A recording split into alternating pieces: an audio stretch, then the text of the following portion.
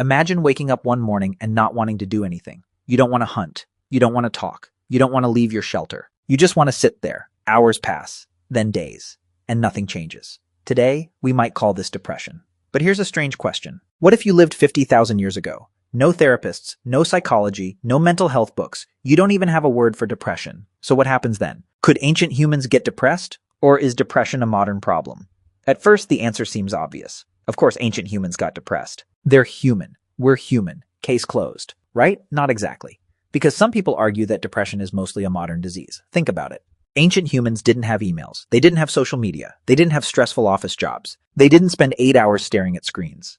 Many of the things we blame for modern unhappiness simply didn't exist, which creates a fascinating mystery. If ancient humans didn't have modern problems, why would they become depressed? But here's where things get interesting. Ancient humans had problems of their own, and some were far worse than ours. Imagine your best friend dies. Not when you're old, tomorrow, because in the ancient world, death was common. Disease, injuries, predators, starvation. Ancient humans regularly experienced loss, the kind of loss that would deeply affect anyone. And that's important, because depression isn't just about being sad. It can also be connected to grief, stress, trauma, and uncertainty. Things ancient humans had plenty of. But here's the problem. We can't ask them. Nobody can interview a person who lived 50,000 years ago. So how could we possibly know what they felt? The answer is surprisingly clever.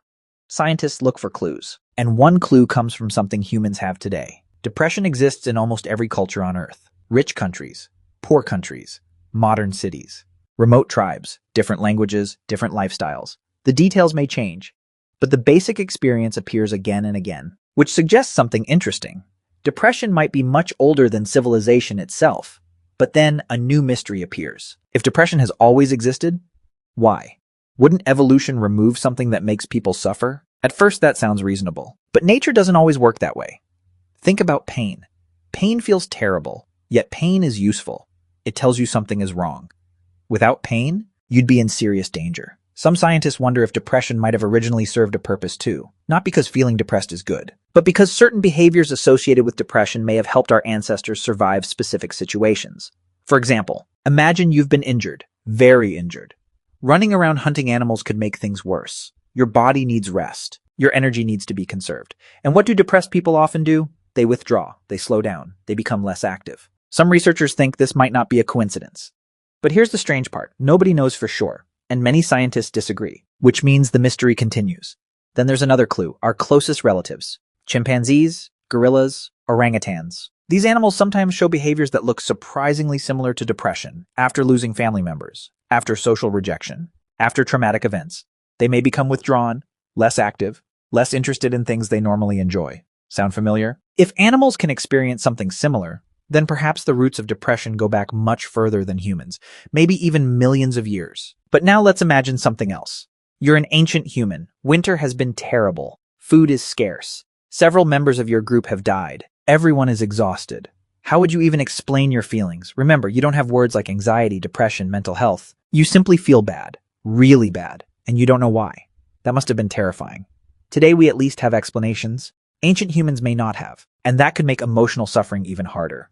But there's another side to this story. Ancient humans also had something many modern people lack. Strong social groups. Imagine living with the same people every day, eating together, working together, sleeping near each other, helping each other survive.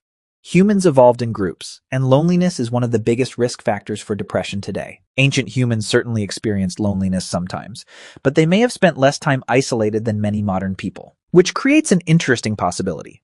Maybe some aspects of ancient life increased depression, while others reduced it. In other words, the answer might not be simple, and perhaps that's what makes this question so fascinating. We often assume ancient humans were completely different from us.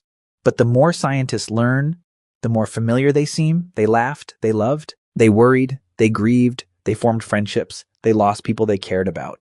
And if all of that is true, then it's difficult to imagine they never experienced emotional suffering. Maybe they didn't call it depression. Maybe they understood it differently, but that doesn't mean it wasn't there. Which brings us to one final thought. Imagine an ancient human sitting beside a fire. The sun has set. Everyone else is asleep.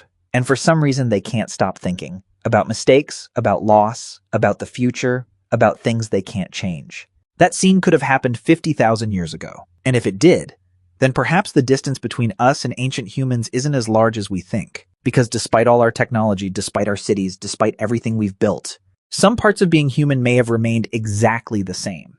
And maybe that's the strangest discovery of all. Subscribe for more fascinating questions about ancient humans, psychology, and the hidden stories of our past.